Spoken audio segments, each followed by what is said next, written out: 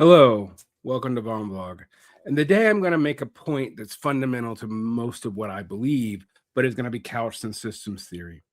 There's been a justified complaint that I call things or people stupid, as if they lack intelligence. And often that's not what I'm implying. I mean that they are making a foolish mistake. And I try to use foolish for a while. Doesn't have the rhetorical flair.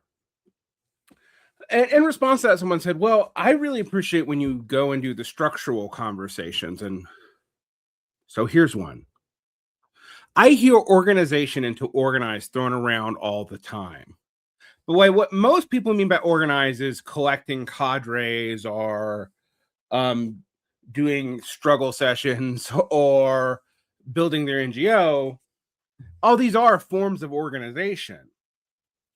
If by organization we mean clarifying the structure and making the structure deliberate within a framework of rules so the deliberation is possible and change is not stochastic. Now, that's a complicated definition. It's not the only definition of organization, and it's definitely not the dictionary definition you're going to find in most dictionaries, but dictionary definitions are codifications of usage. An organization of people, as opposed to an organization of a thing, is where people who can act as agents, people who have the ability to make a choice or act as if they make a choice, which we can get into the philosophical conversation there if you want to. I don't think it's particularly useful, but we could, and I might later. Come together so they can have something like collective agency.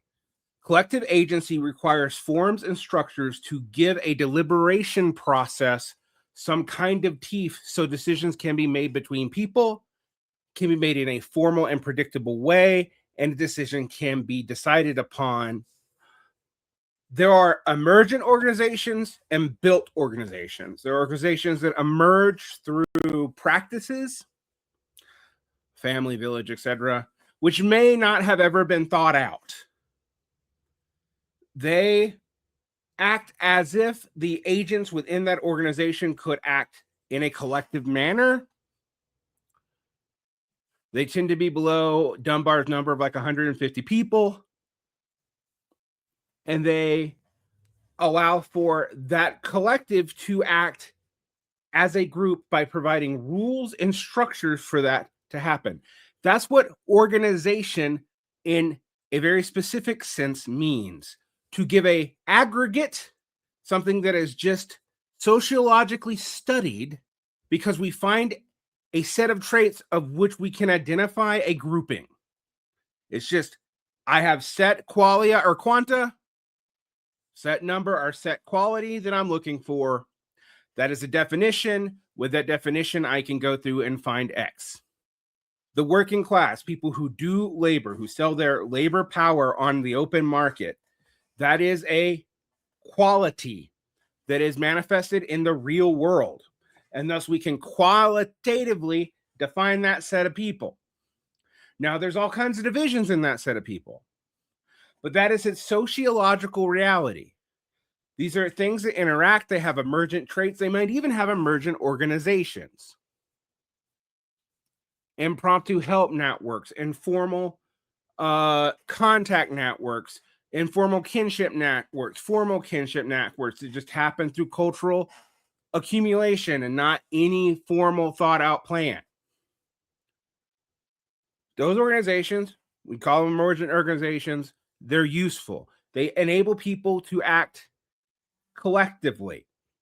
They often have rules that are unspoken and have been agreed upon over time in ways that are not even always conscious.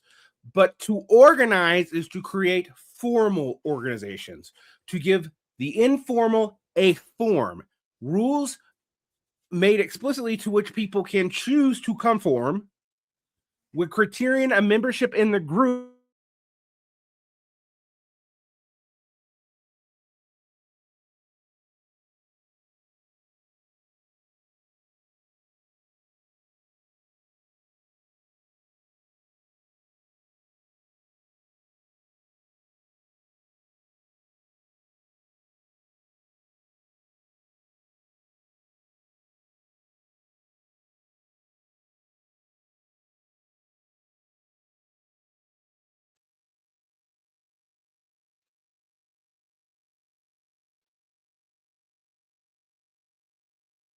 are collective agency.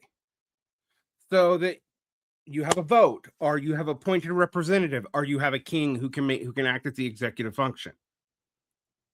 There's a reason why we even tend to model, perhaps unconsciously, the brain on societal functions and societal functions on the brain.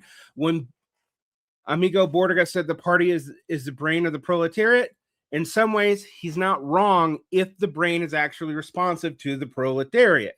If the party is made up of proletarian members and is listening to the inputs going in from the proletariat, then it can said to be true. Now, I actually don't think that's what Bordiga actually ends up doing in his structures, but because he's anti-democratic and he believes in an invariant program of which is outside of the proletariat's existence itself. It's like, I don't really know how it becomes invariant, but it does,